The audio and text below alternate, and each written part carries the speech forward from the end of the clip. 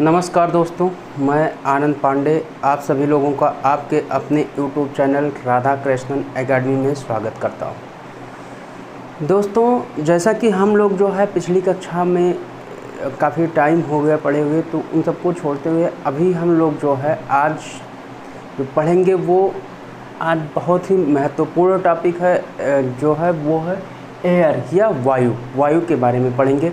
ये हमारे जो है दैनिक जीवन के लिए भी बहुत ही महत्वपूर्ण है और इसके अलावा जो है ये एग्ज़ाम के दृष्टिकोण से भी महत्वपूर्ण है। तो आने वाले जो जितने भी एग्ज़ाम होंगे, जितने भी एग्ज़ाम होने वाले हैं, उन सब के लिए महत्वपूर्ण है। साथ ही साथ ये जो है जीएस पोर्शन और जीएस पोर्शन के अलावा जो है ये हमारे जो है जो जूनियर टेट का एग्ज़ाम, जूनियर सुपर टेट का जो एग्ज़ाम होने वाला है, उसमें साइंस सब्जेक्ट के लिए भी काफ़ी महत्वपूर्ण सेगमेंट है। तो हम लोग जो है पढ़ते हैं कि वायु होता क्या। तो वायु जो है सबसे पहले बताया गया था कि वायु एक तत्व है, ठीक। लेकिन जो है 1674 ईस्वी के आसपास जो है 1674 ईस्वी के आसपास मेयो ने यह बताया हमें कि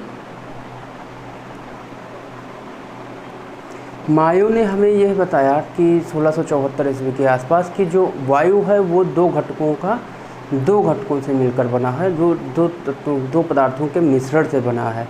उसके बाद जो है लेवासियर ने यह बताया कि जो दो घटक हैं, एक सक्रिय है, दूसरा निष्क्रिय है, और सक्रिय जो पदार्थ था उसका नाम जो है इन्होंने ऑक्सीजन दिया और निष्क्रिय पदार्थ का नाम नाइट्रोजन दिया, ठीक। और जो अनुपात बताया था उस टाइम पे 1:4 के अनुपात में, मतलब 1 अनुपात ऑक्सीजन का और 4 अनुपात नाइट्रोजन का जो है वायु में है।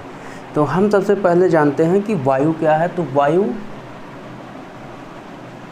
वायु जो है अनेक गैसों का मिश्रण है। वायु जो है गैसों का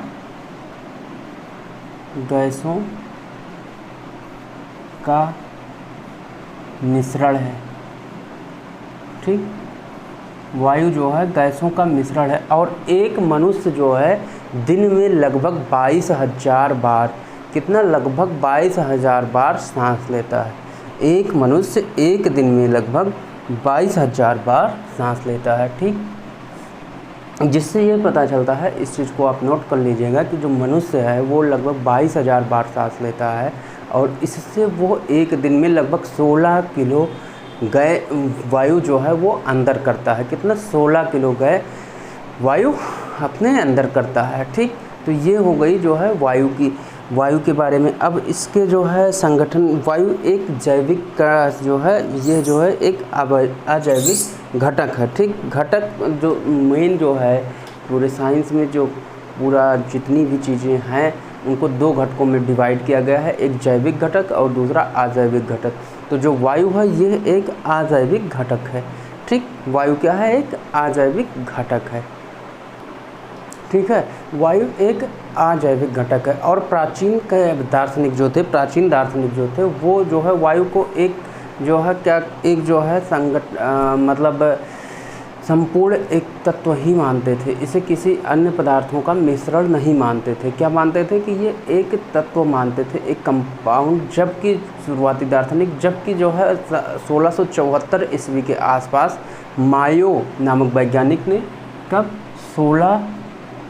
1674 ईस्वी के आसपास जो है 1674 ईस्वी के आसपास मायो नामक दार्शनिक ने बताया था। मायो नामक दार्शनिक ने यह बताया कि जो वायु है वो दो पदार्थों से मिलकर बना है, दो घटकों से मिलकर बना है, एक सक्रिय और दूसरा निष्क्रिय। इन्होंने यह सिद्ध किया, वायु दो घटकों से मिलकर बना है, एक सक्रिय और दूसरा निष्क्रिय। दूसरा क्या बताया इन्होंने? निष्क्रिय बताया। मायो ने जो बताया कि जो वायु है वो दो घटकों से मिलकर के बना है, पहला सक्रिय, दूसरा निष्क्रिय। और कब बताया? 1674 ईस्वी में। इसके बाद जो है लेवासियर ने 1789 में, किसने? लेवासियर ने इसके बाद जो है 1789 1779 में लेवासियर ने जो है यह बताया, सक्रिय जो था उसका नाम दिया ऑक्सीजन। वायु को जो है इन्होंने भी क्या बताया कि जो वायु है, वायु ये पहले ही पता चल गया था, दो घटक, सक्रिय और दूसरा निष्क्रिय।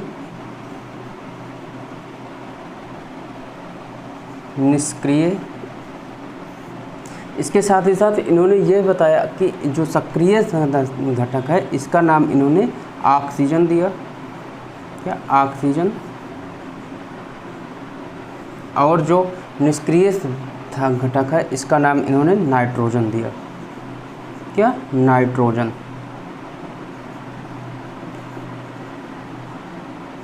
ये इन्होंने दूसरा नाम क्या दिया, नाइट्रोजन दिया। ठीक, तो इस प्रकार से जो है यह पता चला कि वायु जो है गैसों का मिश्रण है। अब हम लोग देखेंगे इसको रफ करने के बाद कि जो है वायु के संगठन के बारे में, वायु किन किन गैसों के मात्रा, कितनी मात्रा के अनुसार जो है इसमें कितनी गैसें पाई जाती हैं। तो चलिए हम लोग इसको देखते हैं। तब तक आप लोग जो है इसको नोट कर लीजिए अगर नोट करना चाहते हैं तो, या फिर स्क्रीनशॉट ले लीजिए। अब हम लोग जो है वायु के संगठन के बारे में देखते हैं। वायु के संगठन, वायु जो है कुल कितने गैस, मतलब किस प्रकार के गैसों के मिश्रण का अनुपात है, परसेंटेज है, उसको हम देखते हैं। तो सबसे ज़्यादा जो है वायुमंडल में सबसे ज़्यादा जो गैस पाई जाती है वो है नाइट्रोजन। नाइट्रोजन जो है, नाइट्रोजन सबसे ज़्यादा पाई जाती है, ये 78.08%, यानी इसको हम लगभग में अगर लिखना चाहें तो लगभग 78% लिख सकते हैं। लगभग 78% जो है वो नाइट्रोजन पाया जाता है। इसके बाद जो है दूसरे नंबर पर है ऑक्सीजन, जिसे हम जो है प्राणवायु गैस भी कहते हैं। इसे क्या कहते हैं, प्राणवायु गैस भी कहते हैं, वायु गैस। क्योंकि जो है हम जो सांस लेते हैं वो ऑक्सीजन ही अपने अंदर लेते हैं, और ऑक्सीजन से ही जो है क्रिया करके हीमोग्लोबिन, हीमो ऑक्साइड जो है बनाता है, जो हमारे शरीर में एनर्जी देने का काम करता है, जो हमारे शरीर को एनर्जी प्रदान करता है। तो इस तरीके से इसको हम जो है प्राणवायु गैस कहते हैं। और इसके अलावा जो है यह जो है ऑक्सीजन को हम अगर लगभग में अप्रॉक्स में लिखना चाहें तो अप्रॉक्स 21% होता है, अप्रॉक्स 21%। इसके बाद जो है वो है आर्गन 0.93%। उसके बाद ज़ेनान, नियान, हाइड्रोजन, हीलियम, क्रिप्टॉन और कार्बन डाइऑक्साइड गैसों का जो है अनुपात होता है। जो कार्बन डाइऑक्साइड गैस होती है ये प्रकाश संश्लेषण क्रिया में सहायता प्रदान करती है। ये जो है प्रकाश संश्लेषण क्रिया के दौरान जो है पेड़ पौधों को भोजन बनाने में सहायता प्रदान करती है। तो इस प्रकार से जो है हम लोग इन गैसों का मतलब के बारे में जाने कि वायुमंडल में कौन सी गैस कितनी मात्रा में पाई जाती है। ठीक, इसके साथ ही साथ हम ये भी जान लें कि जो ऑक्सीजन है उसका यूज़ जो है हम सांस लेने में करते हैं, और जो हम मतलब दिन में लगभग जो है 22,000 बार सांस लेते हैं। और इसके अकॉर्डिंग अगर हम इसको मात्रा में देखें तो लगभग पूरे दिन में हम 16 किलो जो है वायु अपने अंदर लेते हैं। ठीक, उम्मीद है ये सारी चीज़ें आप सभी लोगों को समझ में आ गई होंगी। जो गैसों का संगठन है ये पूछा जाता है किसी एग्ज़ाम में जो है कि कौन सी गैस कितनी मात्रा में पाई जाती है। तो मेनली आप जो है इन सभी को नोट कर लीजिए। नोट करना चाहते हैं या फिर स्क्रीनशॉट लेना चाहते हैं तो स्क्रीनशॉट ले लीजिए, मैं हट जा रहा हूँ। उम्मीद है कि आप सभी लोगों ने इसका स्क्रीनशॉट ले लिया होगा। तो चलिए हम लोग इससे आगे बढ़ते हैं। ठीक, अब हम लोग देखते हैं कि वायु प्रदूषण क्या होता है। वायु प्रदूषण उसे कहते हैं जब वायु में जो जितनी संतुलित मात्रा होती है जो वायु की, उसमें कोई अनियमितता आ जाता है, जैसे कारखानों की वजह से, गाड़ियों के चलने की वजह से, तो जो इसकी मात्रा है वो घट बढ़ जाती है, जिससे क्या होता है वायुमंडल जो है वो प्रदूषित हो जाता है, वायु जो है वो प्रदूषित होता है। और वायु प्रदूषण जो है वो दो प्रकार के मेनली होते हैं, एक प्राथमिक वायु प्रदूषण और दूसरा होता है द्वितीयक वायु प्रदूषण। प्राथमिक वायु प्रदूषण में जो है वो पहला जैसे है कार्बन मोनोऑक्साइड। इसमें क्या होता है, कार्बन मोनोऑक्साइड गैस कैसे निकलती है, जब भी किसी भी ईंधन का पूर्ण रूप से दहन नहीं हो पाता है, पूर्ण रूप से वो नहीं जल पाता है, ख़त्म नहीं हो पाता है, तो इसमें कार्बन मोनोऑक्साइड गैस निकलती है। और कार्बन मोनोऑक्साइड गैस जो है वो बहुत ही विषैली होती है, ठीक, जो कि हमारे लिए प्राणघातक के समान होती है। और जब जो है पूर्ण रूप से जो है कोई भी ईंधन है वो पूर्ण रूप से दहन जिसका नहीं हो पाता है, इस कारण से जो है क्या होता है, कार्बन मोनोऑक्साइड गैस निकलती है, और जो कि हमारे स्वास्थ्य के लिए काफ़ी जो है नुकसानदायक होता है, काफ़ी हानिकारक होता है ये गैस, ठीक, कार्बन मोनोऑक्साइड। इसके बाद है कार्बन डाइऑक्साइड गैस। ये क्या है, जब किसी भी ईंधन का जो है दहन होने से पूर्व जो गैस निकलती है, दहन होने से पूर्व ये गैस निकलती है, और ये भी जो है काफ़ी घातक सिद्ध होती है। लेकिन जो कार्बन डाइऑक्साइड की अधिकता के कारण जो है, जो ऑक्सीजन की कमी हो जाती है और कार्बन डाइऑक्साइड की अधिकता हो जाती है, तो जिससे कि मनुष्यों को सांस लेने में दिक्कत होने लगती है। क्या होता है, जिससे मनुष्यों को सांस लेने में दिक्कत होने लगती है और उससे उनकी मृत्यु हो जाती है। तो इस तरीके से जो है कार्बन डाइऑक्साइड की अधिकता से भी जो है काफ़ी नुकसान होता है। तीसरा है सल्फ़र डाइऑक्साइड। सल्फ़र ऑक्साइड के बारे में हम लोग, तो जो सल्फ़र ऑक्साइड होता है, सल्फ़र ऑक्साइड से जो है जब इसकी अधिकता होती है तो इससे एसिड रेन मतलब अम्लीय वर्षा होने लगती है, और अम्लीय वर्षा होने के कारण जो है जो दीवारें होती हैं उनका क्षरण होने लगता है। या अगर आपसे क्वेश्चन पूछा जाए कि जो ताजमहल का पत्थर है वो पीला किस कारण से होने लगा, तो ये भी जो है अम्लीय वर्षा के कारण होता है। और अम्लीय वर्षा किसके कारण होती है, अम्लीय वर्षा एक तो जो है सल्फ़र ऑक्साइड, दूसरा नाइट्रोजन ऑक्साइड, इन दोनों के कारण।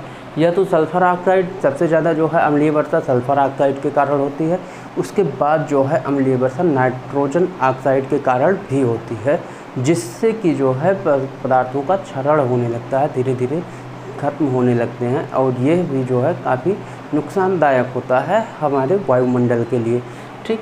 तीसरा है कणीय पदार्थ। इसमें क्या होता है, कणीय पदार्थ में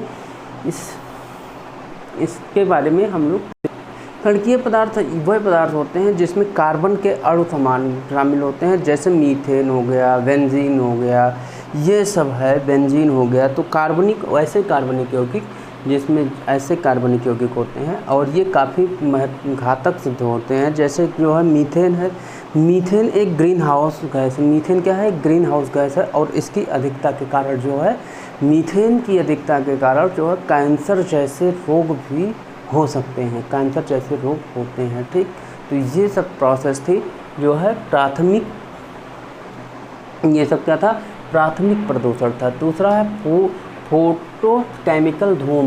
ये क्या होता है, धूम अथवा कोहरा, ये ठंडियों के मौसम में जब कभी भी जो देखते हैं गाड़ी या ज़्यादा गाड़ियाँ चलती हैं जिससे धुआं होता है, और उस धुएं के कारण जो है कोहरा का फिर धीरे धीरे जो है संगठित होकर के सुबह के टाइम आप लोग देखते होंगे काफ़ी कोहरा होता है, जिससे विजिबिलिटी जो होती है, दृश्यता जो होती है वो काफ़ी कम हो जाती है, दृश्यता काफ़ी कम हो जाती है और एक्सीडेंट होने के आसार ज़्यादा रहते हैं। तीसरा और अगला पॉइंट जो है वो है भूतल ओजोन।